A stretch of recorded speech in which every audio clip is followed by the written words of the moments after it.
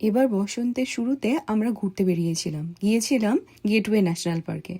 Saint লুইসে এটা আমার প্রথম যাওয়া। এখানে গিয়ে আমরা অনেক কিছু দেখেছি, অনেক মজা করেছি। সেগুলো নিয়ে আমি ডিটেলসে পরে ভিডিও বানাবো। আজকে জাস্ট আপনাদেরকে দেখালাম এই সুন্দর আর্চওয়ের ওপর থেকে 630 ফিট থেকে আমরা কি সুন্দর চারিদিকটা দেখতে পেয়েছিলাম। বাকি পুরোটা নিয়ে আসছি পরের ভিডিওতে। 4:30 অলমোস্ট 5টা বাজে। ঘুম হয়নি কালকে রাতে একদমই। ওপরে কাঠের বাড়ি তো, ওপরে যারা আছেন তারা প্রচণ্ড হাঁটাহাঁটি করছিল, যাতে আমাদের ঘুমটাও ভেঙে গেছে। এরপর আমি ঝটপট রান্না করে নিই, কিছুটা চিকেন বাড়ির জন্য রেখে নিয়ে আমরা বেরিয়ে পড়ি। তখন একদমই সূর্যালোক ফোটেনি আর দূরে স্কাইলাইন দেখা যাচ্ছিল শিকাগোর। যেতে যেতেই আমরা ব্রেকফাস্ট কাম লাঞ্চ ব্রাঞ্চ সেরে ফেলি।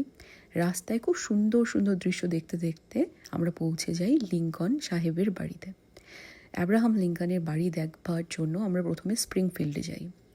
এই রুটটা হয়েই সেন্ট লুইস যাওয়া যায়, তাই আমরা সিদ্ধান্ত নিলাম অ্যাব্রাহাম লিঙ্কনের বাড়ি স্প্রিংফিল্ডে দেখে তারপর আমরা সেন্ট লুইসে যাব।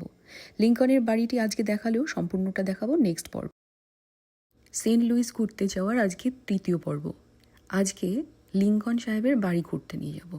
আগের দিন এই মিউজিয়ামটি আপনাদেরকে দেখিয়েছিলাম। এখানে বিভিন্ন জিনিস পাওয়া যাচ্ছিল, ওনার ব্যবহৃত চশমা থেকে শুরু করে এভরিথিং। ওখানে আমরা ওনার জীবনের উপরে একটি মুভি দেখি, তারপর রওনা দিই ওনার বাড়ি দেখতে।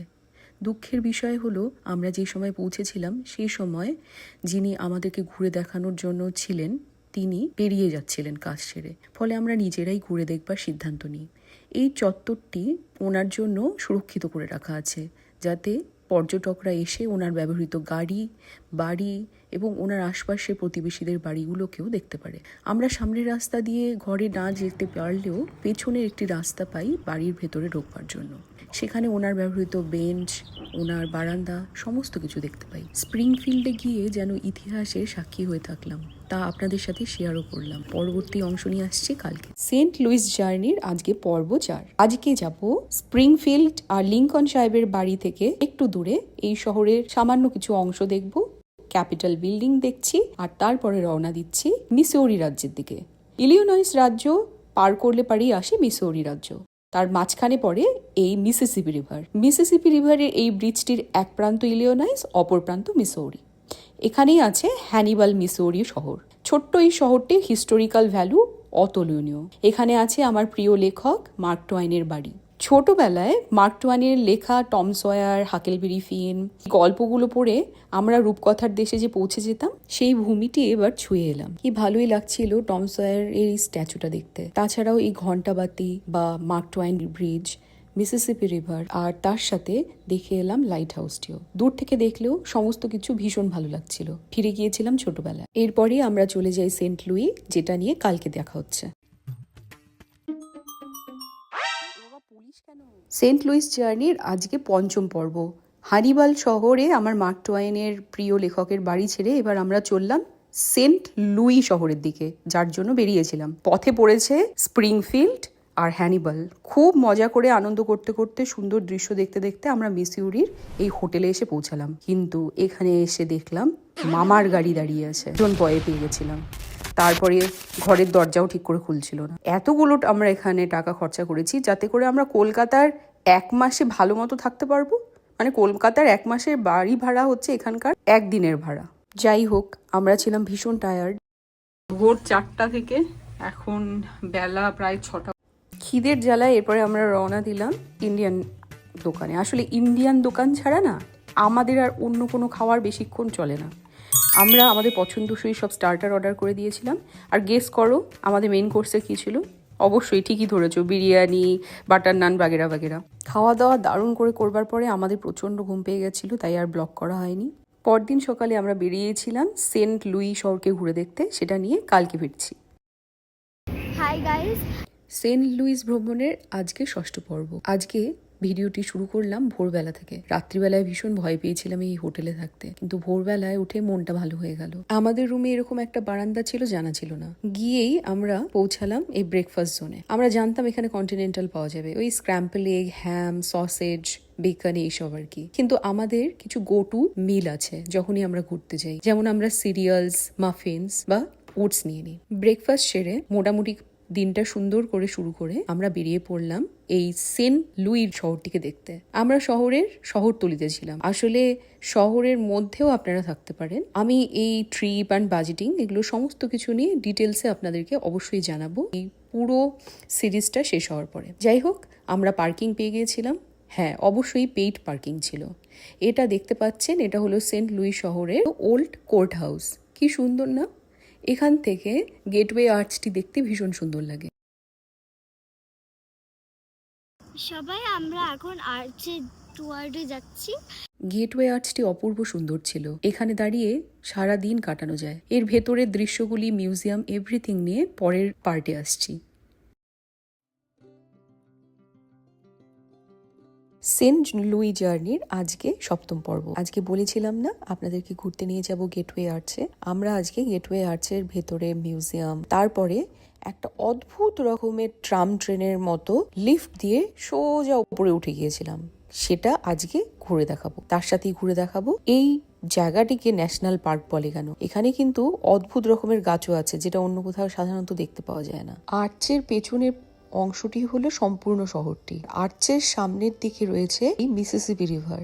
এখানে অনেক পুরনো ব্রিজও আছে। তার থেকেও সুন্দর লেগেছে মানুষ আর প্রকৃতির কারুকার্যের এই মেলবন্ধন। এই যে ছোট্ট ঝিলটি দেখতে পাচ্ছেন, এটা কিন্তু মানুষের সৃষ্টি। আর এর সাথে অদ্ভুত রকমের একটি গাছ এখানে দেখতে পাওয়া গেছে, যেটা সাধারণত সচরাচর এখানে পাওয়া যায় না দেখতে। গাছটি হলো ইস্টার্ন রেডউড। আমার মনের এক টুকরো অংশ কিন্তু এখানেই থেকে গেছে। এবার আমাদের সময় হয়ে যায় ভেতরে যাওয়ার। আমরা যে জায়গাটায় গিয়েছি, মানে সেন্ট লুইস, সেই জায়গাটি আমি ম্যাপে দেখতে পেলাম মিউজিয়ামে ঢুকে। মিউজিয়ামটা ছিল অত্যাধুনিক। নানান ধরনের জিনিসপত্র দিয়ে পুরনো এবং নতুন কালকে ফুটিয়ে তোলা হয়েছে। এখানে ঢুকলেই আপনারা খুব সুন্দর করে এখানকার ইতিহাস, প্রথম সেটেলমেন্ট, এখানকার রেড ইন্ডিয়ানদের জীবনযাত্রা, কি কি প্রজাতির রেড ইন্ডিয়ান এখানে থাকতো, তাদের বাড়ি ঘর, পোশাক, আর্লি সেটেলার্স যারা ছিল, ইউরোপ থেকে যারা এসেছিলেন, তাদের বাড়ি ঘরগুলো কেমন ছিল, সমস্ত কিছু অপূর্ব সুন্দরভাবে এখানে তুলে ধরা আছে। বাচ্চা থেকে বুড়ো প্রত্যেকের ভালো লাগবে এটা দেখতে। আর এই বোটটি যেটি রেড ইন্ডিয়ানরা ব্যবহার করতেন বা এখানকার ভারতীয়রা, সেটা দেখবার মতো মনে হচ্ছিল।